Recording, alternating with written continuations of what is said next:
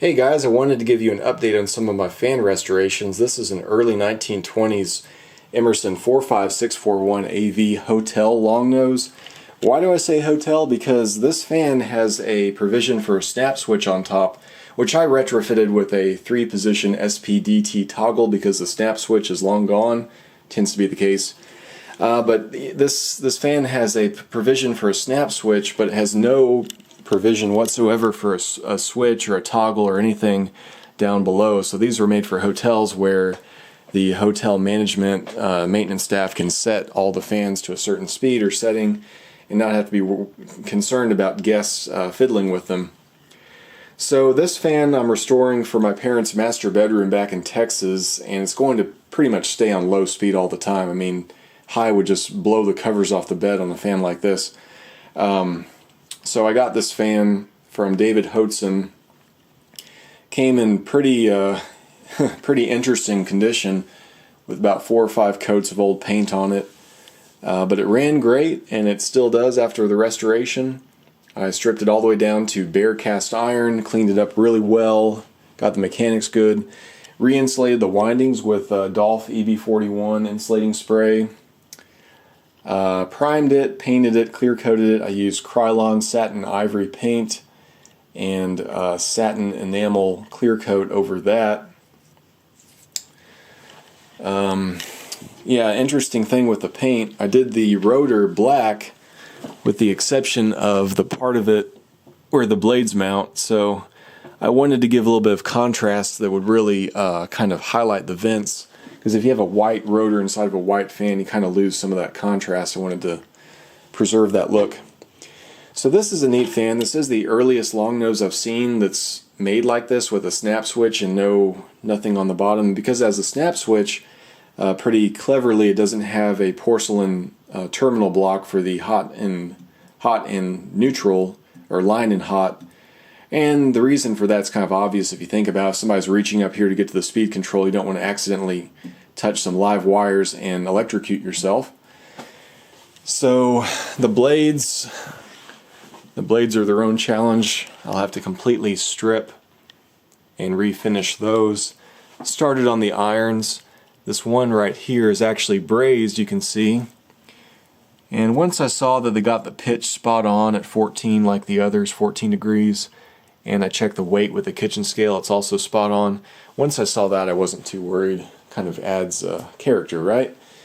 I also have to finish stripping this nice brass canopy. You can see it's pretty tough paint, really thick. Probably use some stripper to soften that up a little bit. That's an activity for Netflix and all that. I roll out a couple drop cloths here on the carpet, watch TV and work on the fan stuff if I have some downtime. So anyways, let's go ahead and start it up on low. And you'll see that speed coil gives it a pretty good reduction, and I'll show you on the kilowatt as well. So here is low speed.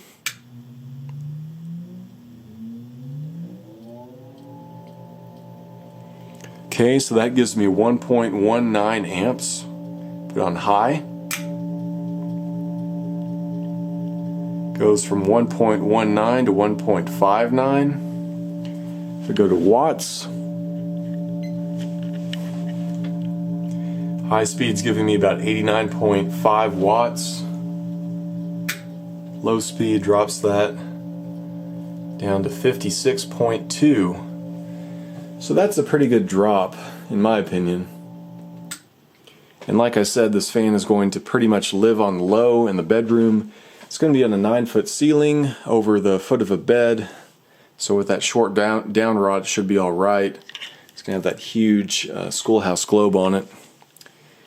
But yeah, it's a fun project, and I actually did not do a separate video yet on this guy. This is a 1931, what became the Emerson Roundnose with a fixed 4-inch fitter. That's all one piece, goes up inside the body of the motor. It's from 1931. It's a 69641, 36-inch. Refinished it in Rust-Oleum satin black with satin enamel clear coat. Very smooth runner. For the low speed on this fan, I did use a capacitor. I gave it an 8.5 microfarad capacitor down there in the fitter. The speed coil, these fans are fast. Like high speed is 330 RPM or maybe 340, and then low speed is like 260. So low speed with that capacitor is like 130, 140, and it's still enough power for it to reliably start itself. So I think in that case it made a lot more sense. That's a lot less motor to spin up than this guy. I wanted to do this with a capacitor, but the 15 microfarad capacitor I picked out was actually slightly too big to fit inside that speed coil cage, and also it was not quite big enough of a value for it to start reliably on low. So another fun trick you can do with these is if you spin the rotor if you spin it clockwise and then apply power,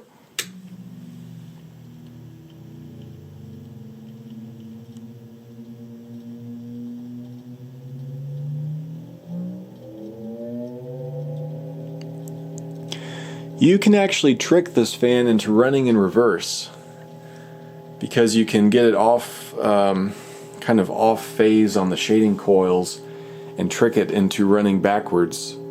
Not something I'd want to do for any period of time because the oil grooves on this fan are not bi-directional like they are on a factory reversible fan like this guy. But it's pretty cool you can do that, and it makes an awesome sound starting up that way. Alright guys, well, when I go back to Texas next month, I'm going to hang this fan. Hopefully by then I'll have the blades finished. I'm going to hang this fan as well. Going to hang this fan in my breakfast room. So these two are for my parents, and this one's for me.